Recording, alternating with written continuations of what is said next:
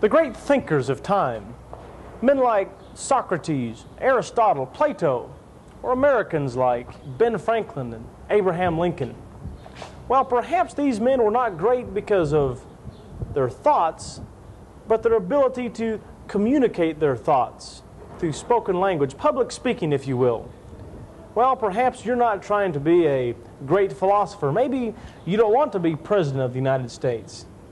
Maybe you just want to get by that speaking commitment that you've made at work or school or church, and maybe you wonder why you ever did it. Well, don't panic. That's right. Entertainment, for instance. Why, everybody likes to laugh, and it sure gets your audience on your side. Information adds credibility to your speech. And finally, motivation. You'll probably want your audience to act on the information that you've given them, whether it be to support a cause or maybe just to think of something from a new perspective.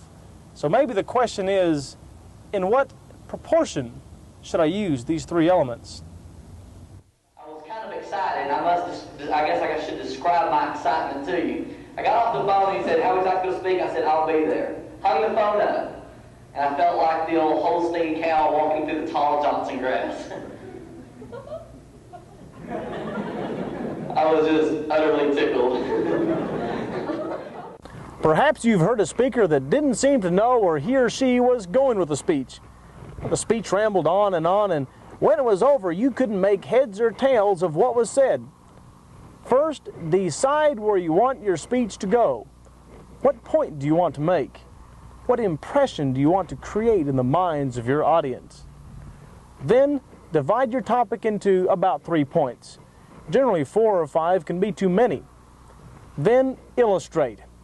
Now, if you follow these directions, you can certainly keep your speech from being a total wreck. Now, one of the best ways to illustrate is by telling stories, like this. Now, you may want to use interesting comparisons like faster than a speeding locomotive. Here's another example. That so many people go through life with their eyes closed. If life were a painting, they would see the color, but they would miss the genius brushstrokes of the artist. If life were a journey, they would see the road, but they would just totally miss out on the awesome, magnificent scenery, the mountains, the trees, the wildflowers. If life were a poem, they would read the page, but they wouldn't feel the passion of the poet. And finally, the use of interesting, fascinating, or surprising statistics can be very effective. Whichever device you use, make sure it is relevant. In other words, make sure that each point, each illustration focuses on the main point, much like spokes on a wheel. You want to make sure that each piece of material helps to create the impression that you want. Now, the conclusion should somehow summarize your points and end the speech making the best impression possible. You may want to challenge your audience, motivate them to act on what they've just heard.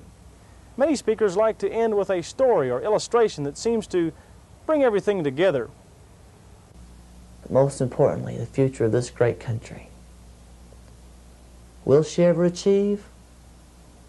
I don't know. The power of choice is yours. This little piece of America, he's going to go out and he's going to give it all he can. I can only ask that you'll go out and you'll do the same thing. However you choose to conclude, be careful not to drag it out, pounce on it, and then get off.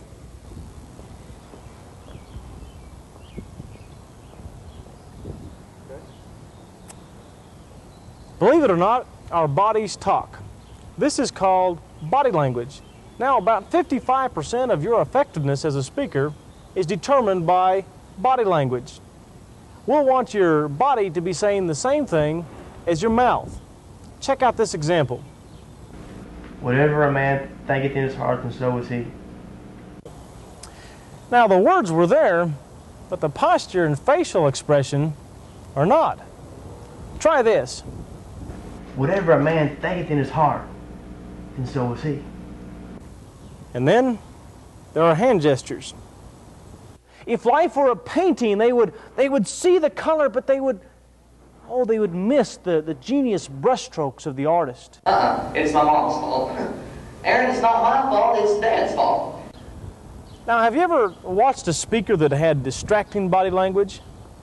In first grade, you go to school and you're all excited about it, you're having a good time, you want to go to school and get involved in everything.